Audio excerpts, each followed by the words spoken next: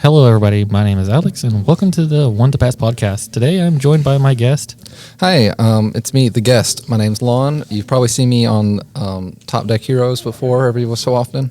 I try my best to make an appearance, but Yeah, so he's here today because we're going to be talking about Stoicheia and Keter and Stoicheia and their mechanics, and pretty much how we feel about how they kind of laid out, right? yeah.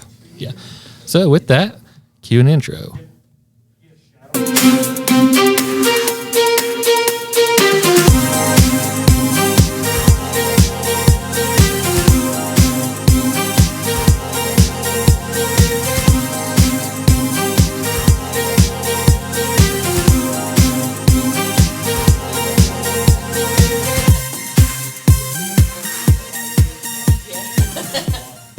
All right, and with that, welcome back. And today's topic is Keter Sanctuary and Stoicheia. So we finally got to see what they do. And let's start with Keter. So Keter Sanctuary's main unit, Apex Ruler Bastion. The weird Pegasus riding Shadow Paladin, Royal Paladin looking guy. So his effect is, during your turn, all of your grade 3 units get power plus 2,000 on the Vanguard. And then auto Vanguard at the end of the battle that it attacked. If you drive checked, reveal a grade 3, cost, discard a card from your hand. Choose one of your rear guards, stand it, and gets power plus 10. This is the most Kagero, not Kagero deck I've seen that has nothing to do with its Sanctuary. No. I think the better way to describe this is I did not know Azure Kaiser decided to switch clans. Well, exactly, but it just deals so much with grade 3. But yes, Azure Kaiser would definitely be the better example. It's just that restanding rear guards. It just reminds me of restanding specifically grade 3s or using grade 3s. It just reminds me of just both Overlord stuff, and it's just, when you hear restanding, you get PTSD from any Overlord match you had when you were a young lad. I think this is more like screams Morikawa, like back in the day, it's Bike Brothers and a bunch of grade 3s. Oh yeah, absolutely. The Wolverine hair man would be proud. Yeah, the tragedy is, and if I've made it voiced on the YouTube channel before, but I have not watched the show. But through you guys, I've learned a lot about it, and the name Morikawa has stuck with me in my brain. I don't know what he looks like, but you say Morikawa, I know exactly what you mean. That's the best part of the original series. I think that Morikawa is like the one standoutish character that if you don't watch the show, you at least know who Morikawa is if you play the game. Exactly. But I think it's interesting that they're taking their a grade 3 focus approach, because the support grade 1 and 2 have effects that when you ride from the ride deck on top of each other, you're pretty much revealing grade 3s that either plus to the board or plus to your hand. So it's obviously going to be a grade 3 centric deck. Feels like as a Bermuda player, it feels familiar. We got a grade 2 that does a kind of similar thing of just, hey, do a thing when I'm placed, and the Vanguard, rear guard, what's the top deck, call it. And I think it's great that they took a special focus with this reboot of, now we know what the non-unit cards, what are they called? Like the Cray Elemental? No, the orders. The orders, yes. I had just blanked out on what the name for those are. They're still so new to me. I run no decks with orders, so eventually I will be running decks with orders, so I will understand the word better. But I love how they are taking into mind that, hey, there's orders, and they're going to be a mainstay mechanic in most every deck and every nation now moving forward. So we have to keep those in mind. Like, what if I reveal it? What do I do? It's like, well, if you do, you don't. You can go into Soul, kind of like back in the day if you revealed a trigger, like with Bermuda. It's like, because the clause of you can either call it to rear guard or put it in Soul. Now it's just like, just put it straight in Soul. Otherwise, you're calling it Bud. It was a bit of a drawback, but, But hey, it's early on. Like I said, everybody's going to have their own nation-specific order, and of course, I'm pretty sure the set's going to do it too, so it's going to be interesting. But the weird thing is about this, though, is, yes, like Bermuda, you do have a lot of grade 3 effects that work with grade 3s, but your grade 3s do not have shield like Bermuda gives. Correct. So you're really putting yourself living on the edge. You absolutely reminds you of doing the Brave mechanic. You're living life on the edge. It's definitely a Keter Sanctuary thing. They're adopting Brave in a different approach. You have a hand, but how useful is that hand? See, I have the theory that whenever the booster comes out, or the order, most people are thinking that the order is going to do something to give shield. They're in your turn and then into your opponent's turn. I have the theory that a lot of these main booster is going to have effects of grade 1s and 2s that count as grade 3s when you drive check them or in your hand. That would be very nice. So that way you're not flooding your deck with grade 3s and you can still have an early game. Kind of like Mega Colony has them with our really fancy boy with the hat. He's always a grade 3, so it just makes life convenient when you're searching and don't want to whiff. Plussing cards for free is nice. And this deck needs grade 3s to show. That would be very helpful for them strategy, because keeping a hand with 3 grade 3s is really difficult. And that's not including if they're your main unit. You may have the Stride deck, but if you want to go, or the Ride deck, but if you want a Persona Ride, you have to have those on top of having 3 others.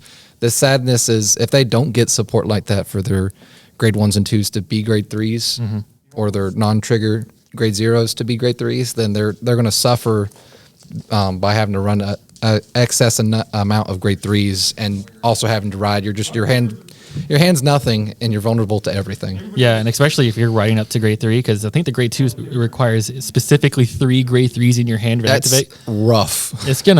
You're gonna really put yourself on the spot. You're either taking a lot of hits early, or I don't know. You're just taking a lot of hits early. It's a blessing that the Ride deck does exist. Otherwise, this deck would be completely garbage. Oh yeah, because if without the Ride deck, you have to keep terrible hands to make sure your effects work. Otherwise, you're always catching up. And when you're catching up, you're top decking, and it's really bad to be top decking and wanting grade 3s. I'm calling it now. Watch this happen. So somewhere, somebody's going to make a build of this where it's going to be nothing but grade 3s, because your Ride deck fixes your ride targets. So you can always have your grade 1 and 2 and 3. So you just suffer through the first 2. So you just keep discarding your grade 3s from your hand to ride from your Ride deck, and you just plop your hand down with nothing but grade 3s and drive check nothing but grade 3s. Exactly. It's like, who needs boosters? Like, maybe they'll sprinkle like a playset of the grade 1s and 2s support. Just like at least the grade 1, because it gives a good effect of boost of giving your Vanguard +5, which stacks really hard. Like if you had 3 of them, that's +15. That's a lot, because it's doubled its attack, plus it has a continuous 2, and but you're essentially running a deck with extra triggers because of the Vanguard's effect. It's like, oh, did I drive check a grade 3 instead of 2 triggers? Oh well, discard a card. Which that's another thing. The weird part is that you had to discard a card, so you technically minusing the standard rear guard. But in a format where stand triggers don't exist, I think that means a lot, though. Well, because you say that, but then we got Stoicheia here, which is the multi-attacking monster here. Yeah, I watched you guys play that. I wish it did a little better, but when you hit 2 heal triggers in a row off of your top deck to call, but the boost effects were very nice. The numbers were pretty consistent. So I never got the full effect. And let's read that so people listening can understand what's going on here. So the main grade 3 is Sylvan Horned Beast King Magnolia. It has Persona Ride and Auto Vanguard. At the end of the battle, this unit attack cost Counterblast 1. Choose one of your rear guards. And until the end of turn, it can attack from the back row and gets power +5. If you Persona Ride this turn, you can choose 3 rear guards instead of 1. Yeah, I sadly didn't get to see that effect. I'm pretty sure in the video, spoiler alert for those who hadn't seen it, but it's been out for almost a week now, so that's kind of on you. But that effect it's kind of like how the Dark States have I'm forgetting. Oh, Bruce. Yeah, Bruce Almighty gets to restand the front rows rear guards, which is really powerful. 5 attacks in just the starter decks is really strong, and as we've seen in the videos, it won almost every time it could do that. Yeah. And the best part about the Stoicheia compared to the others is on turn 3, as soon as you ride, you're guaranteed multi-attack, because its effect will give you at least 1 more extra attack. 4 attacks is nice, and then if you're really lucky, it's 6 attacks, which is a lot. But I said this too as a joke to people in multiple group chats, though. It's like Stoicheia, multi-attack. Dark States, multi-attack. Keter Sanctuary, multi-attack. Dragon Empire, am I a joke to you? Essentially, but y'all do have the beefiest grade 2s I've ever seen. Oh yeah, you have the overdressing mechanic out the gate, so until the others have shown that they have it too, it's going to be hard to contest with. I mean, the fact that the deck literally, all you have to do is ride. You'll get your overdressed guy. It consistently gets him, and it's hitting G's numbers from G. Correct. It literally can just hit a G's just by riding up. It's pretty strong. Because your cost, quote unquote, is just Soul Blast, and in that clan, it's we're okay with that. I mean, if you do all your effects, you can literally have enough soul to do both effects. You can literally get your Viviana, however you say his name. I can't remember. The grade 1. The grade 2 overdress. Oh yeah, when you ride over. So you soul blast to get it from your deck, and then the soul blast for its cost is soul blast 2. So basically, when you ride up, you literally using your entire soul for both effects. Correct, but I mean, we hadn't seen any. Blanking on that name again. Oh, what's on? The non-unit cards. The order, yeah. Yes, orders. I got to write that down so I can just look down at it. But orders, we hadn't seen any for that nation yet. So, they could easily get an order that's like Soul Charge 2, kind of like the Dark States does, which it's pretty vanilla effect considering almost every clan's using their soul so far, except, or I say clan, but every nation so far is using their soul in some way. I think Keter's the only one. Keter doesn't use any resources, surprisingly. Other than Counterblast. They have a Counterblast for the grade 1, but you don't even need it. Counterblast and discard, that's it. Which discard's a heavy resource. I'd rather Soul Blast than discard. But I don't think that the order is actually going to soul charge because that would be kind of Well, they got to try to balance it somehow. Well, this is the way I look at it. And I think somebody else said the same thing to me in one of our Discord calls or chats. That if you look at Dark States, their order is kind of bland. But when you look at their other support, their grade 1 support, the Pale Moon like all looking guy, those cards are amazing, especially the Gear Chronicle leak that happened the night. Oh yes, night. I saw that one. That one's pretty strong. So they're getting a really, really good support, right? Now, if you look at Dragon Empire, they have a vanilla grade 1, and then they have a pretty bare bones vanilla grade 3. It just gets power +2. So instead of shafting, instead of giving even across support. So Dark States is getting their better support in their units, and their order is lackluster because of it. So the theory is that Dragon Empire's units are lackluster because their order is going to be amazing.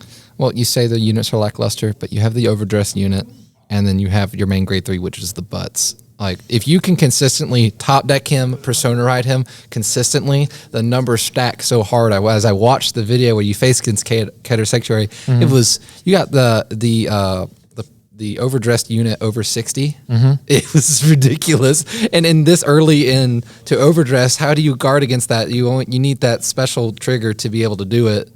Yeah, but at the same time, it lacks in the advantage engine because all the other decks are multi-attacking, and you're still swinging with just 3 attacks. Correct. Even though they're really big, they're still just 3 attacks. But at the same time, though, and you've done it a few times in the videos, the best way to edge against the multi-attack is to with the grade 2 swing, and then use his ability to retire rear guards. That way it's kind of like 2 attacks. You're attacking a rear guard and you're hitting a unit at the same time. That was a mistake. You have to swing a Vanguard to retire a rear guard. Oh, well, you're still getting 1. It might as well be hitting a rear guard then at that point. Yeah, as of right now, Dragon Empire is the only nation that actually has a form of control with retiring. Correct. So they do have that advantage there, but it is still a Soul Blast 2. Correct. I mean, Dragon Empire has always suffered from stuff like this, of everything being very costly. With Draconic Overlord, you have to. I remember when the new version came out in V, the X and the End, when they finally got their perfect pairs to work together. I watched in tournaments as if you did, you could have all the cards. If you do not see the necessary one, the deck flops and dies immediately. It can't survive without its full combo. Its combo is really strong. But it is a complete glass cannon.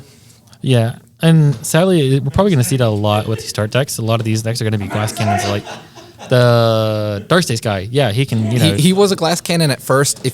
But with that new grade 1, the new order, and the new grade 3, being able to consistently soul charge, you will get his effect off more than once in a game.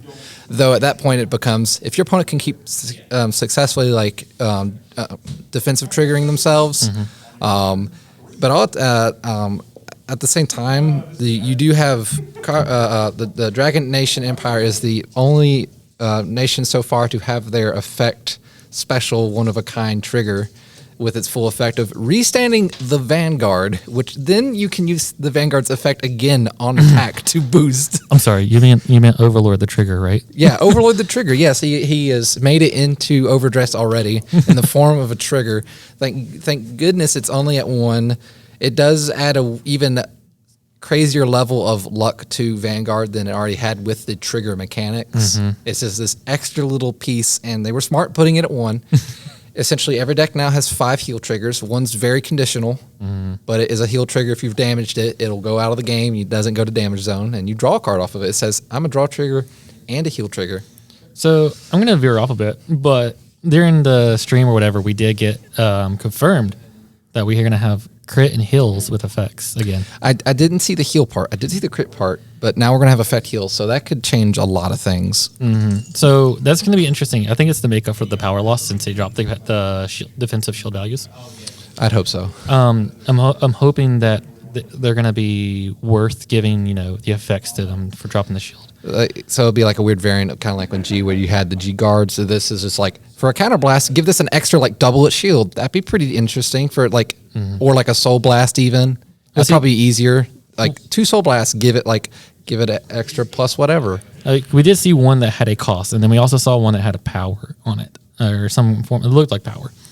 We don't know exactly yet because they're pretty blurred effects, but we do see that one is like a couple of lines of text or 1 line of text, and the other one's like 2 lines of text. So we definitely know they're not reminder text. They're definitely effects. But it's going to be interesting because like we haven't had effects like this since G. Yeah, it's been a long time. And like I said, I really hope that it's going to add the shield value back because of right now, it's very different. When your heal triggers do not feel as great, because when you, at least in V, when you would have to mulligan and you would draw a heal, you'd be like, well, at least it's 20 shield. It's a good shield, and it could be 1 card instead of a card and a half or a card and an intercept later.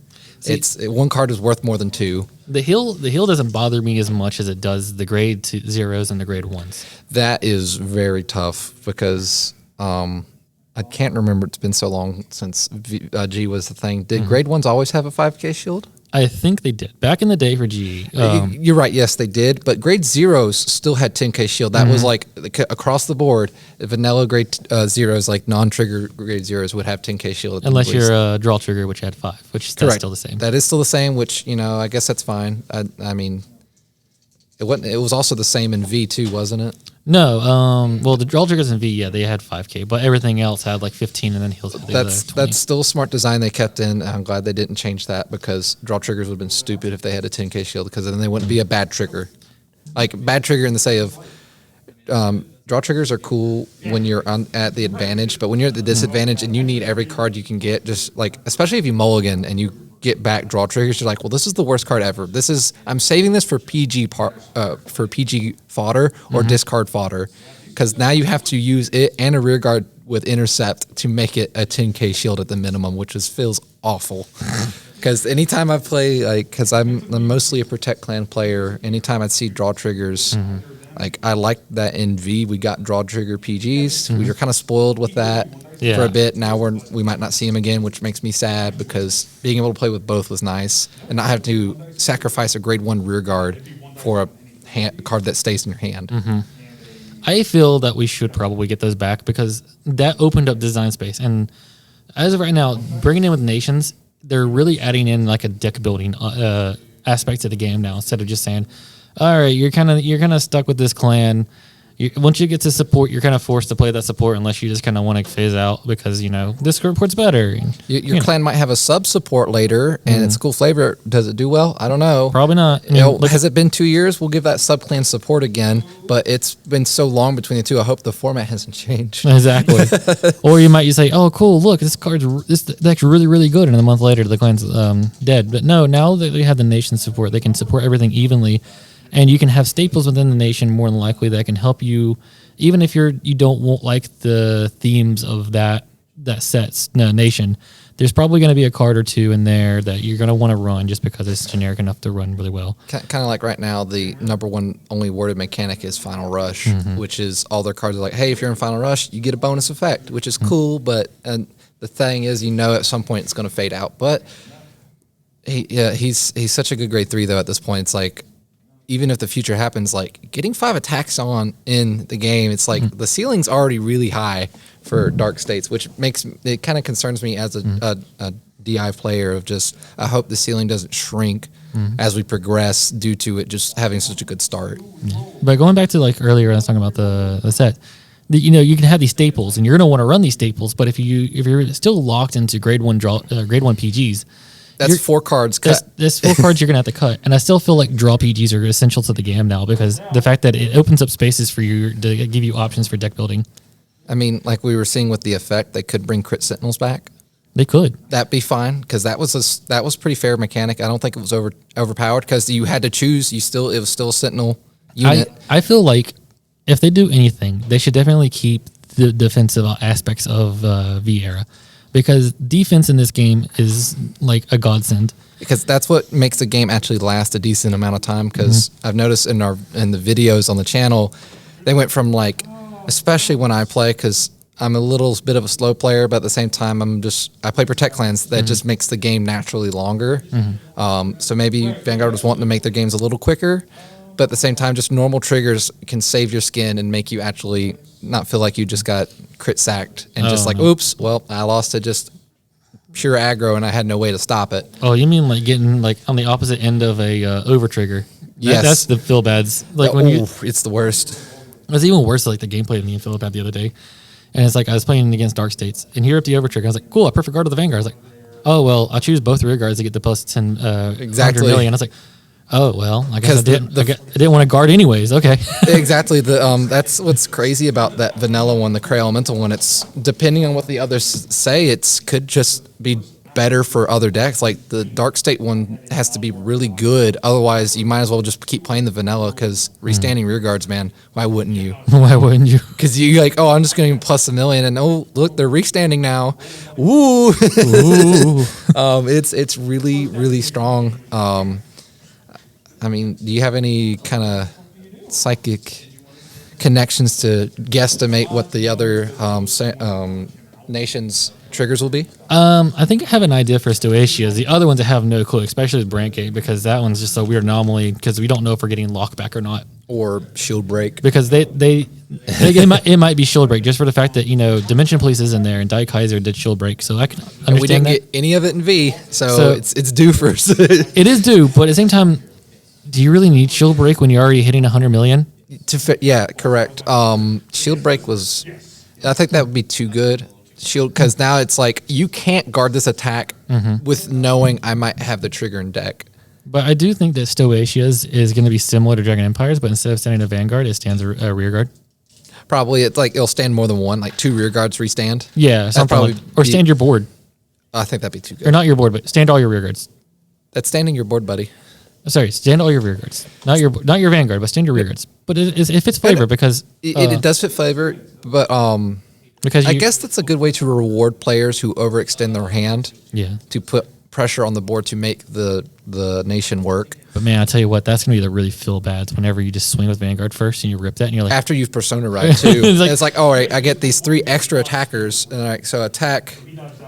Yeah, you have to. It's weird. You can't save units for because Stoicheia is main grade 3. It has to attack. Correct. And then at the end of the battle, you get the ability to give things attack. Which is difficult because now you don't know how to attack, which is what was the problem with G era with stand triggers is not knowing when to attack with the rear guards. Like, do I attack with both first, hope I hit stand triggers, or do I attack with one, Vanguard, and like move left and right? You see, with Dragon Empires, like, there's no downside. It's like, okay, if I attack with the Vanguard and I hit it the over trigger, it doesn't matter because I'm just going to stand the Vanguard anyways. You already get the buff, too, if you've persona right to your front row. Yeah.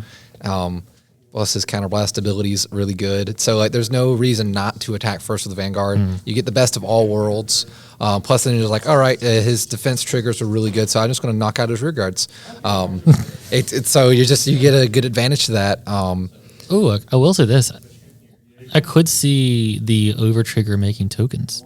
Ooh. Because there is confirmed. I think me and Phil talked about this. I think you're confirmed that there was a token in the set, the booster set. Oh, really? So it makes sense because the overtrigger for Stoicheia is only going to be coming in the actual booster. So what if Stoicheia is like, hey, here, make plant tokens? That would be interesting. It'd be a good way for Neonectars to like make a reappearance into the game. Because in the art, it's just Neopets with flowers all over them. We saw that Dragon Overlord could make an appearance in a trigger. Why not make other things? Exactly. The tokens would make sense. Because I think the only other clan that made tokens was Murakumbo or Nubatama. I mean, But those were different. There was the little shadow clone jutsu or the substitution tokens, and those didn't really do too much. You used them for effects more than actually attacking, like Neo Nectar. But it would be in complete flavor with the nation to make tokens. I agree with that. But then again, I forgot about that because technically the booster says supporting 2 builds for every nation. So I guess there could be a build of Dark States or Dragon Empire or what was the other one, Keter, that makes tokens. Yeah. Because we already know basically that Stoicheia is going to be the Grand Bluey kind of set, and then we know that Brant Gate's going to be kind of Link Joker-y, Star Vader looking units. And I doubt any of those is going to make tokens. To speculate more, what do you think Dark States trigger might do? Ooh, Dark Stage trigger. That is a good one. I honestly, it could just be like a dust, just drop their power down to 0. That'd be cool. Or I'm gonna hit 100 million, and I'm gonna go, and then I'm gonna put Salt on the Moon, and I'm gonna drop your Vanguard to 0, and it's gonna lose all of its effects until the end of your turn. yeah, that'd be pretty crushing. Do you think it could even do a similar kind of like Gasteel did right at the end of V, where it's like, hey, put a card into damage? I mean, I could see definitely one of the over triggers just saying I'm gonna deal a damage to your Vanguard, but I don't know what nation that would be in. That's more. I could see maybe Keter because no. I feel like that's a Dragon Empire. That's definitely a Dragon Empire because Kagura definitely used to do that back in G, especially. They'd have a fight like, hey, take you, or even Narukami had it, or Narukami had it. It's like, hey, are you at 4 damage? Take another, or are you not at 5? Take a damage. We're gonna get you really close to death, and this is how we're gonna fast forward just the extra damage. But like maybe Ketters could do an Angel Feather like effect where you can like swap a trigger, or like swap a like. You heal, like you take a damage and heal a damage at the same time. That way you could trigger effects again. Oh my god, I can see it now. I'm calling it now. Keter Sanctuary is just going to heal. I don't know how much it's going to heal, but I'm telling you now it's going to heal damage. Well, I bet just at least one. One's still strong. It'd probably heal and then you take a damage too. Or heal to take a damage. That way you cause another trigger. It's like drive checking 3. No. Just like straight up pill of damage. What's more of an insult to the wound than, you hitting 100 million damage, but then you also see your opponent heal off damage straight away for no reason? Exactly. Or 2. What if it heals 2? Oh, yeah, because that would make sense then. That way, if you took it for damage, it doesn't go to damage, and then you activate its effect to... Oh, no. Because the effects only work when you drive check them, sadly. You're right. So that way it heals both ways then. Yeah. That would make sense for it to just you heal 1 damage, and it doesn't matter if you're behind or you're behind your opponent's damage. You heal regardless. Kind of like Angel Feathers, like in G, where you'd be like, I'm just going to heal straight up. Yeah. No consequences. No consequences. Just I'm going to heal. Life is not full of any danger whatsoever. Here's my grade 3s, by the way. Beep beep. Beep beep. Let's see. You got that. Dark States. Probably. I'm going to say Dark States is going to be opposite. It's going to deal damage. Deal damage to the opponent, yeah. Like kind of Dark States, it's either deal damage or put them to 1. Yeah, but like you said, with 100 million, who cares what their Vanguard's power gets to? But it does make other rearguards attacking easier, like a lot easier. Yeah, it could like drop the front row to 1. That'd be cool. Yeah, that way it's like you could just attack any of them. That I think that would it's either take a damage. I think taking a damage on a trigger, it's a forced crit, which is like. You can't guard that, which I think would be unfair. I think dropping them all the front row to 1, it makes sense though with the final rush mechanic. You just get to restand. It's like, hey, you're at 1, and I got 2 more attacks coming, and they're strong. And then, by the way, if you didn't PG, okay, well, something here's 100 million. So exactly, something here's 100 million. Something's getting through. I hope you had 2 more PGs because you're at 1. You're gonna need a lot of shield, buddy. Exactly. Or I hope you drew your trigger, your special trigger, because you're going to need that in hand to guard that. Oh my god, it'd be even worse too, because say you attacked with your rear guards, right, and they try to defensive trigger themselves out, and then you rip the over trigger and just nulled out their defensive trigger. Yeah, that'd be. Yeah, that I could see. I could definitely see that as like the Dark State. It's kind of so with Brant Gate. So Brant has. Because it has robots. They had robots that restand, and it has Link Joker. So it's either going to be locking or restanding, but more likely not shield break. Because if they were going to bring back shield break, they would have done it already. I feel like I said, shield break's weird because unless you're nulling out a PG, the only way I can really see that coming around is like saying null out a PG because you're 100 million. What's the point of putting on there's no shield in the game that can guard that? It's like, and yes, you have to keep in mind it's 1 out of 45 in your deck after you have your ride deck out and all that. So it's like less than 45 cards in the deck. And one of them is that special unit. You could start with it. A lot of things could happen, but it's just so it's hard to pretend that like, oh, you're going to see it all the time. But like it's just the what ifs. Yeah. I still don't think it would be fair to put it at it gives a damage, because same thing with the Dark State. I don't think they could have one that says, hey, take a damage, because again, what's the point of PGing? Yeah, it's going to be 100 million, and it's a possibility, but PGs like they're, because I think that's kind of a weird thing for Vanguard they have to do, because they've done it for the most part consistently, if I can remember, that there's always an out to something for the most part. Like especially when it comes to guarding, you can either PG if something says, oh, you have guard restrict. It's like, well, I got all these grade zeros on guard with. Like, oh, you got guard restrict on those. It's like, well, then I have PGs. Like it's one or the other, and that's where V kind of really messed up just a little bit, because they had draw triggers that were sentinels, and so when a Tom comes out, it's like, oh well, I hope you have something else in hand. And but when you had grade ones with 10k shields, and it's like, all right, I got a backup plan. Tom's not too big. I can get around this just a little bit. I mean, early on in V, I know he was a big issue, but him and the reindeer. So, but V fixed itself very quickly. It just consistently, it had its power creep, but it wasn't super busted. I remember when Kagero finally got its X in the end, and people were just like, it's the end times. There's no more fun Vanguard whatsoever. And then it's like, not even a month later, it's like, the who? The who? Is that the end? What? I don't know what those cards are. Oh, you mean the cross? What? You mean the glass cannon?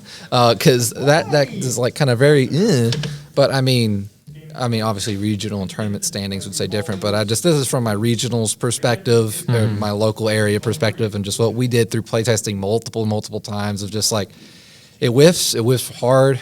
I mean, that's the power creep though. Exactly. Like everybody got crit sentinels. It's like, okay, cool. Well, now we don't feel like so. Yeah, crit sentinels are great. But I think they were the greatest thing ever, because it's like this beautiful combination of G guards and sentinels. Like it's restrictive, kind of like G guards. You could only have 4 because you only have 4 heal triggers. But they didn't cost you any effects, and it was just the one card from hand. I think that was just, it's simple. It's also, like I played DI, and so you're playing a protect clan, so you're getting perfect guards anyway. So it's like I have extra sentinels. We're running 4 of the crit sentinel because I don't want to draw my deck out for 1 with the draw PG, and for 2 it's just it's 1 card from hand, and I have my grade 3 drawing me all the cards through multi attack. It's crazy. So on that note, I want to ask you. Throw one thing at you before we close it out.